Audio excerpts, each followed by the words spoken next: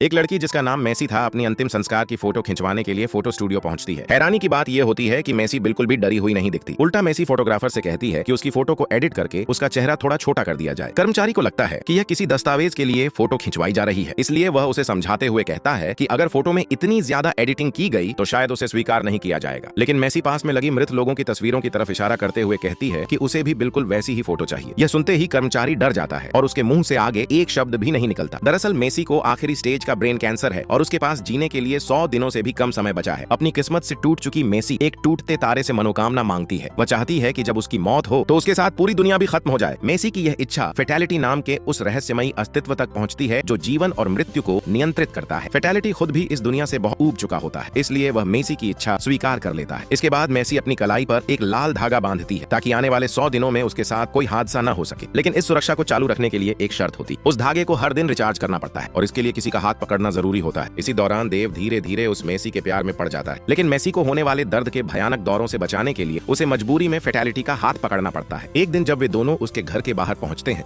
तभी मेसी का नशे में पूर्व प्रेमी वहां आ जाता है। वह पागलों की तरह उससे वापस आने की भीख मांगने लगता है। उसी अफरा तफरी में मेसी की अंतिम संस्कार वाली फोटो नीचे गिर जाती है और फट जाती है। यह देखकर फेटेलिटी का गुस्सा भड़क उठता है। वह तुरंत आगे बढ़ता है और उस आदमी की शर्ट पकड़कर उसे ऊपर उठा लेता है। यह दृश्य देखकर मेसी बुरी तरह घबरा जाती है। उसे लगता है कि फेटेलिटी उसके एक्स बॉयफ्रेंड को खत्म कर देगा। लेकिन अगले ही पल शुभ मुस्कुराते हुए लड़की की तरफ देखने लगता है। फिर वह शुभ नीचे उतार दिया जाता है और मेसी से शिकायत करने लगता है कि वह किसी दूसरे आदमी के साथ घूमती ही नहीं बल्कि उसके साथ रहती भी। इसके बाद वह सारी सच्चाई बता देता है। वह कबूल करता है कि वह पहले से शादीशुदा है और उसकी एक पत्नी भी है। इतना ही नहीं, वह बेहूदगी से यह भी कह देता है कि चूंकि लड़की भी किसी दूसरे आदमी के साथ रह रही है इसलिए अब दोनों बराबर हो गए हैं। वह तो यहाँ तक कह देता है कि तीनों एक साथ भी रह सकते हैं। उसकी बात पूरी भी नहीं होती कि मेसी का भाई फावड़ा लेकर उसकी तरफ दौड़ पड़ता है। उन दोनों के जाने के बाद मेसी टूटे हुए फ्रेम के कांच उठाने लगती है, लेकिन गलती से उसका हाथ कट जाता है। यह देखते ही शुभ तुरंत उसके पास झुक जाता है। वह बहुत नरमी से उसकी उंगली को छूता है और अगले ही पल उसका घाव पूरी तरह ठीक हो जाता है। इसके बाद शुभ फ्रेम से टूटे हुए सारे कांच साफ करता है और फोटो वापस मेसी को दे देता है। ठीक उसी पल से दोनों के बीच का रिश्ता पहले से कहीं ज्यादा गहरा और खास बन जाता है।